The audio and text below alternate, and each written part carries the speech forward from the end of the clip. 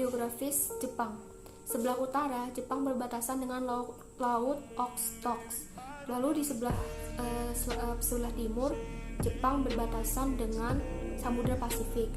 Dan di sebelah selatan, Jepang berbatasan dengan Laut Filipina dan Laut Cina Timur. Dan terakhir pada sebelah barat, Jepang berbatasan dengan Laut Jepang dan Selat Korea. Sementara letak astronomis Jepang terletak pada 30 derajat lintang utara sampai 47 lintang utara dan 128 bujur timur sampai 146 derajat bujur timur.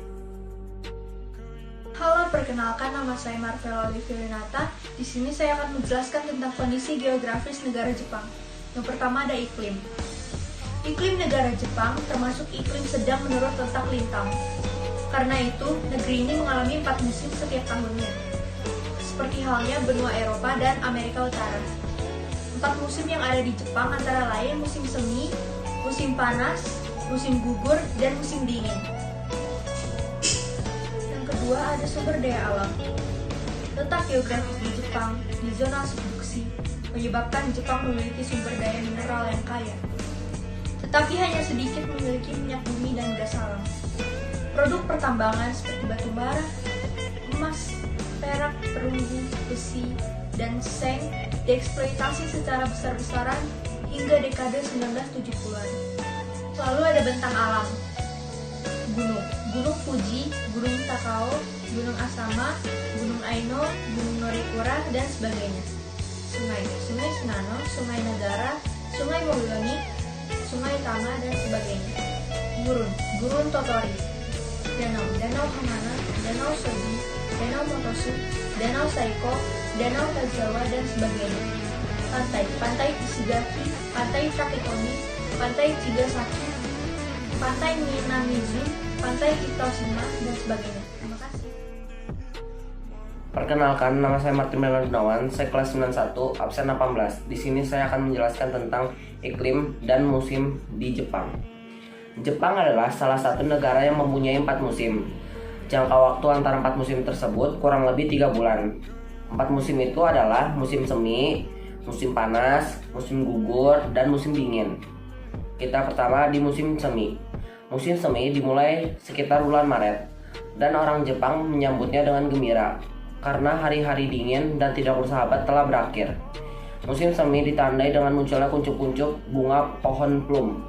Dan setelah pohon plum berakhir, muncul kuncup-kuncup bunga paling terkenal di Jepang, yaitu bunga sakura. Musim semi juga merupakan musim awal dari sekolah, kerja, pembukuan, dan lain-lain.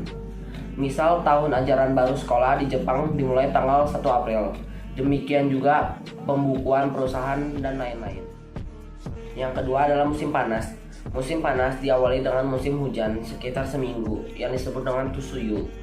Musim panas di Jepang bisa mencapai suhu maksimum 35 derajat Celcius dengan kelembapan dari 90%.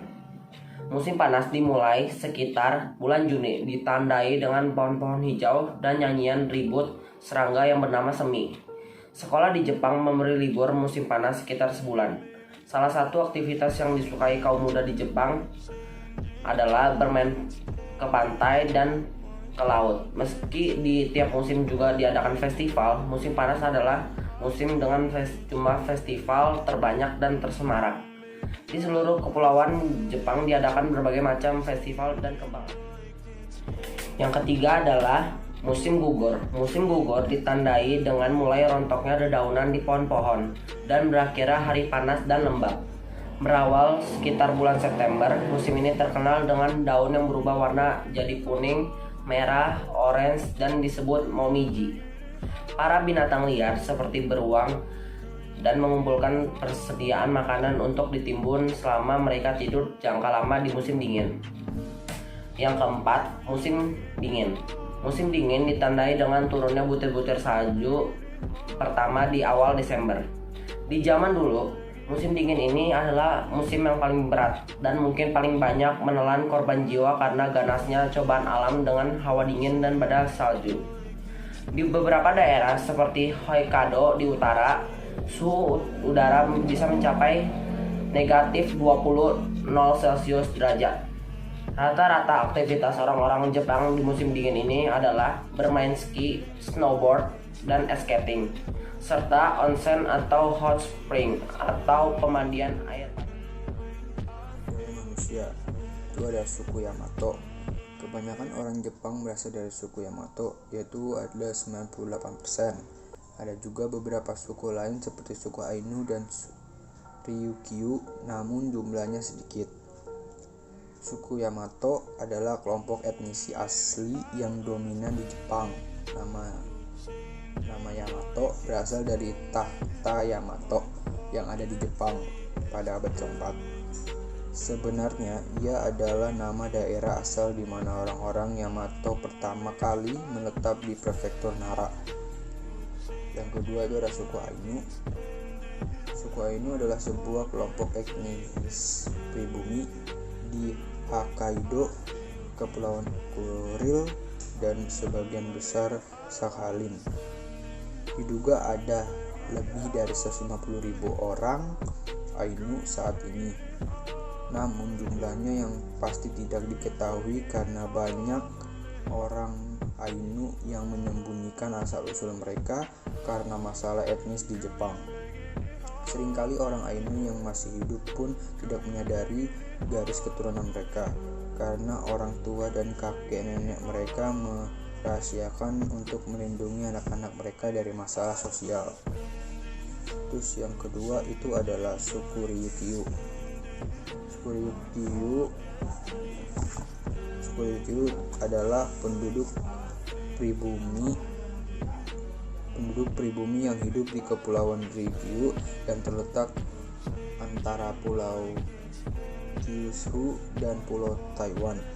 Suku Ryukyu secara umum terbagi menjadi beberapa subsuku, yaitu Amami, Okinawa, Miyako, Yaeyama, dan Yonaguni. Secara administratif mereka mendiami prefektur Okinawa dan prefektur Kagoshima. Okinawa adalah pulau yang berada di sebelah paling selatan Jepang. Okinawa dulu bukan Jepang, dulu adalah negara Ryokyoku. Di sini saya akan menjelaskan tentang perekonomian utama Jepang. Yang pertama ada sektor jasa. Sejumlah 3/4 dari total penghasilan ekonomi Jepang berasal dari sektor jasa. Industri utama sektor jasa di Jepang berupa bank, asuransi, real estate, bisnis, eceran, transportasi, dan telekomunikasi. Yang kedua ada sektor industri. Industri ekspor utama Jepang adalah otomotif, elektronik konsumen, komputer, semikonduktor, besi, dan baja. Yang ketiga ada sektor pertanian. Walaupun hanya 12% dari luas daratan di Jepang yang bisa dipergunakan untuk pertanian, tetapi hasilnya termasuk memuaskan. Besarnya hasil pertanian didukung oleh kesuburan lahan pertanian karena tanah yang mengandung abu vulkanis. Di samping itu, penggarapan industri pertanian dilakukan secara intensif dengan didukung teknologi maju. Sektor pertanian adalah sektor yang diproteksi pemerintah dan menerima subsidi dalam jumlah besar. Yang keempat, ada sektor perikanan. Jepang menempati urutan kedua di dunia di belakang Republik Rakyat Tiongkok dalam tonase penangkapan ikan. Tahun 1989, 11,9 juta ton, kenaikan tipis dari 11,1 juta ton pada tahun 1980. Jepang termasuk salah satu negara yang memiliki armada perikanan terbesar di dunia, senilai 14 miliar US dollar sejak tahun 1996.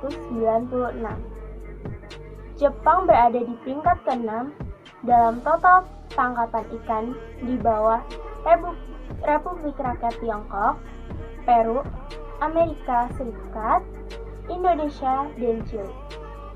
Sekian penjelasan dari saya, terima kasih.